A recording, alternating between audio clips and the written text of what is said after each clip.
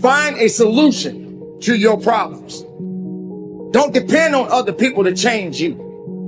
Don't depend on other people to evolve you. Being different, as I've always said, is nothing wrong with being different. Stand out in the crowd. Don't be like everybody else. Don't feel that you got to belong to a group of people for people to respect you. If you don't like where you are, then you must change what you do.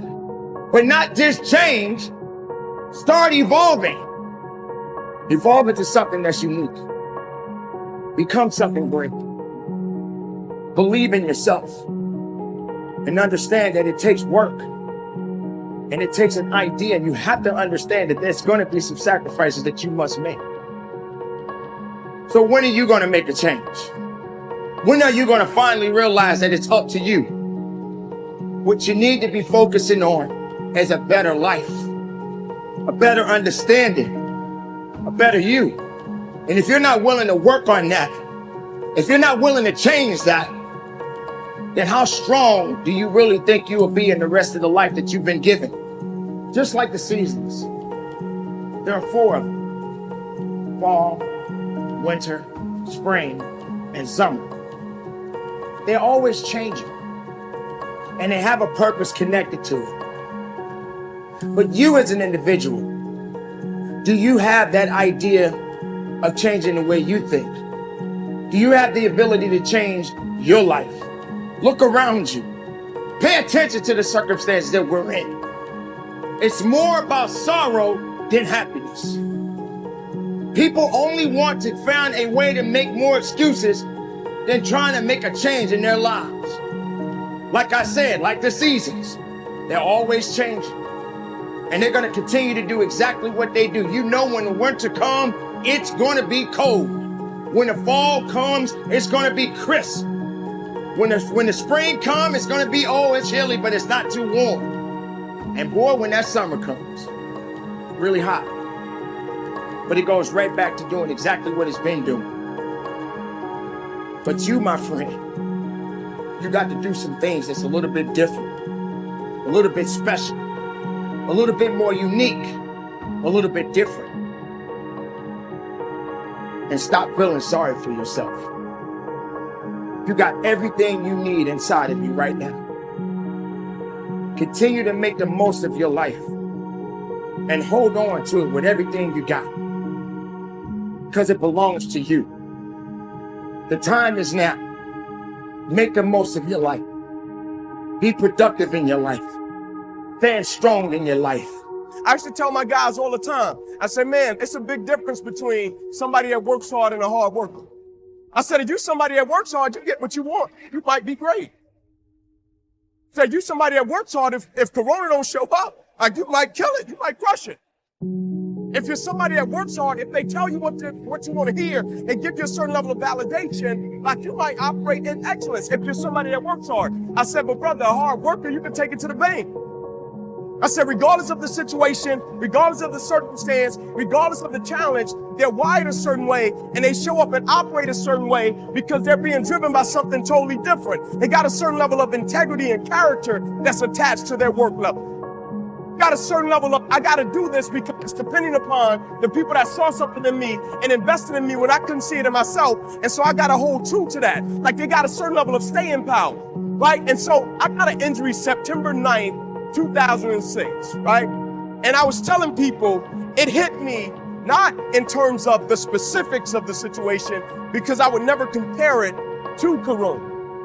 But the way it showed up in my life, it showed up very similar to the pandemic, right? The way it showed up, right? The way my life changed, the way one day I was on top of the world and I woke up the next day and the world was on top of me and my life changed forever and it never went back to being the same.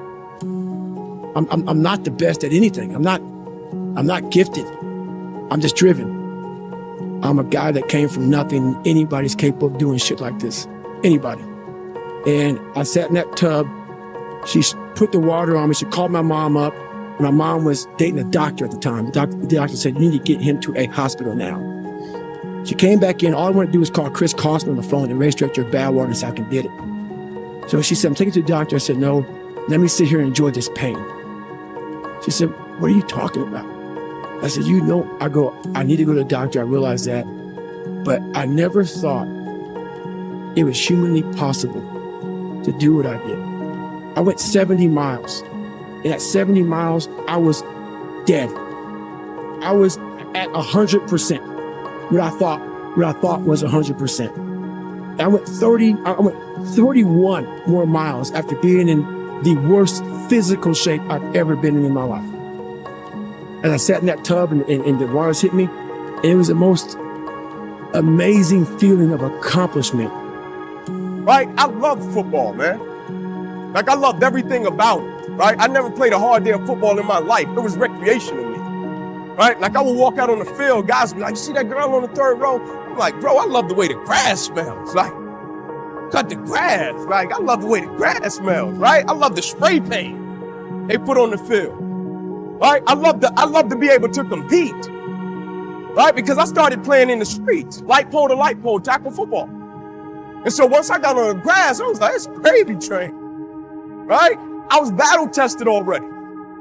But I started playing when I was 7 years old, and my mother had me at 16 years old in Southeast Atlanta, and she took me back to 125 Warren.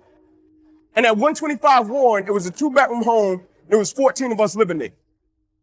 And I slept on pallets every single day from the time I was a kid until the time I went to college. I did this. And as crazy as it sounds, it was the most amazing moment of my entire life. To come from this kid who was mentally torturing himself and was tortured, to this guy now, who was able to overcome such amazing odds and obstacles.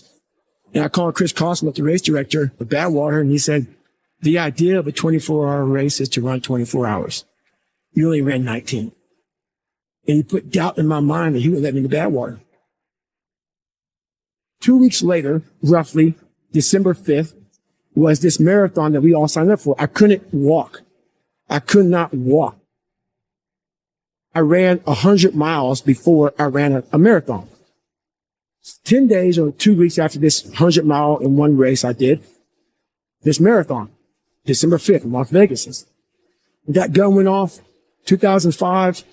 14 days after, I broke myself off and I qualified for the Boston Marathon. I ran 3:08.